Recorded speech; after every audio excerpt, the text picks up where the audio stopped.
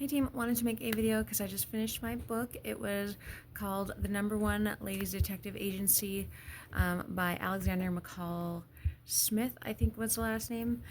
It was all right. It was a decent book. It was different because it was about a woman who was born and raised in Botswana, Africa, and she was the first woman. This was when women's rights were just coming to the fore, and so she was the first one in her area to start a detective agency.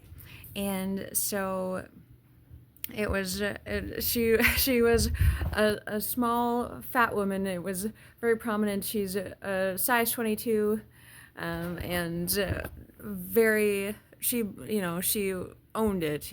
She believed in being larger. It's a different culture.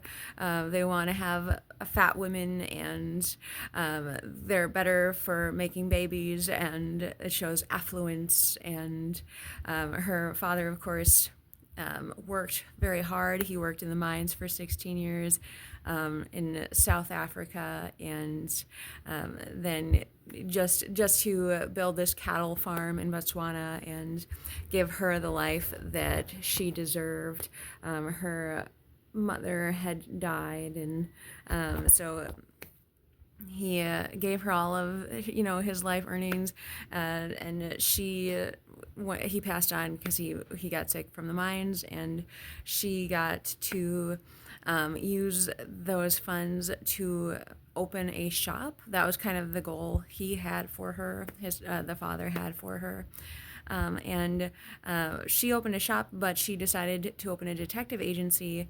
She was trained, educated when she was young, so she was very, very smart. And so she opened this detective agency, and it kind of just went through some of the different cases that she faced in Africa. So there were witch doctors who were kidnapping children, and they were concerned because they used bones and skin and different things, and what have they done to these people? What are they doing? Are they murdering people? Because it's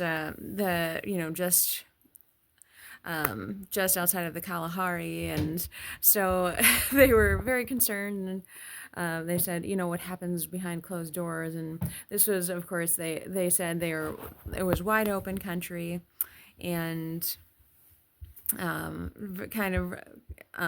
of more rustic. They understood what life was truly about, and their country was rather affluent because of the diamonds. So they were doing very well.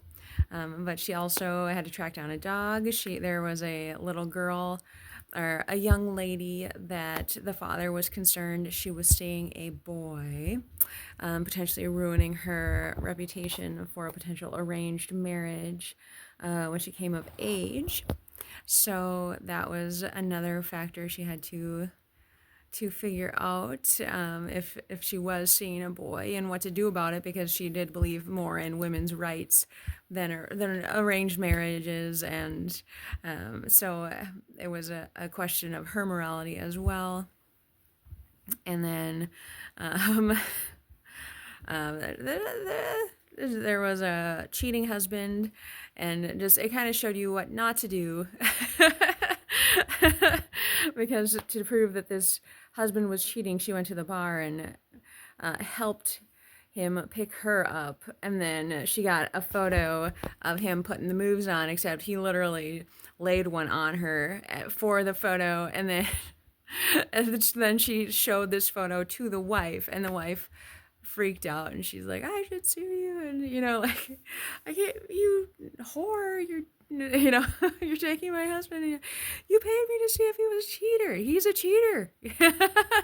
So she's like, yeah, I had to let that one go without collecting a fare. So very not good.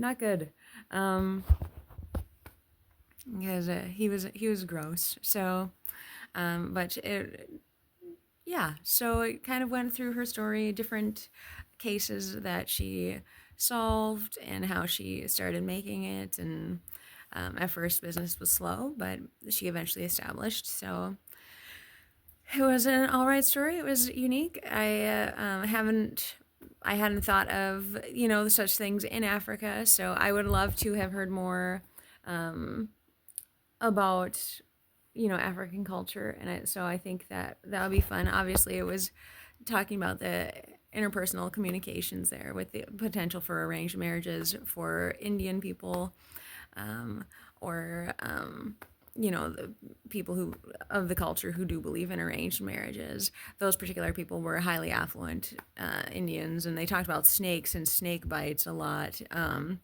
And so that's something in Africa. And they talked about doctors and medical malpractice, and there were twins and they were swapping in and out. And so how to avoid catastrophe at the large hospital, because this guy had a twin brother and he was being a doctor, and so he had a small practice down south and he was at a large hospital up north. And so the hospital up north, he's like, we can't cause a fuss, everyone's going to freak out, they're going to lose their faith in medicine, they're going to say, did the incompetent doctor, the incompetent twin, help me? What's going on? And so, they're like, don't take him down at the large hospital, take him down at the small hospital. And so, but it was, or the small practice. And so that's what they did. And, but lots of things like that happened. And, it was a unique story. There, it looks like it is a series. There was a second one. She did have a love interest in the story, and now I just read the mini portion of the second book that was in along with the book that I just finished, and it sounds like she's trying to fatten him up and she wants him to move in with her, and that could be trouble in paradise if she doesn't like his entire house. And she says, oh, he can leave everything, just bring his clothes. So there might be some trouble in paradise there if he actually likes his items, if he likes his hobbies.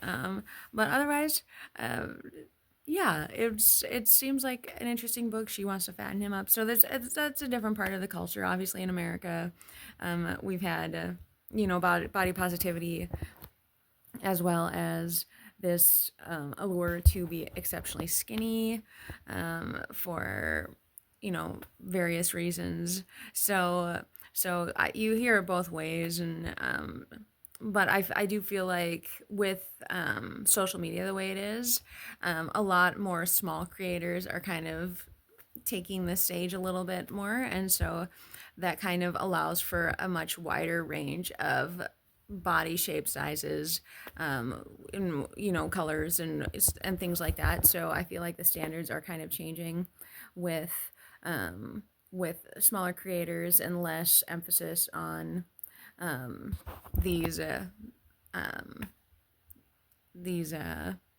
I'm trying to think of a good way to describe it, of the movie stars, the rich elite who's everybody's face everybody knows, so unique world that we live in here. So with that though, I am gonna close. I think that it was interesting. I would have liked to hear more about African culture, but I thought that it was good. It had that background information, and it did talk about African culture quite a bit. So with the snakes, the witch doctors, and it was the vans and the traffic situations were kind of described, border controls, and so it did touch on very cultural elements, but yeah, I guess that's all for now. I will talk to you later. Bye.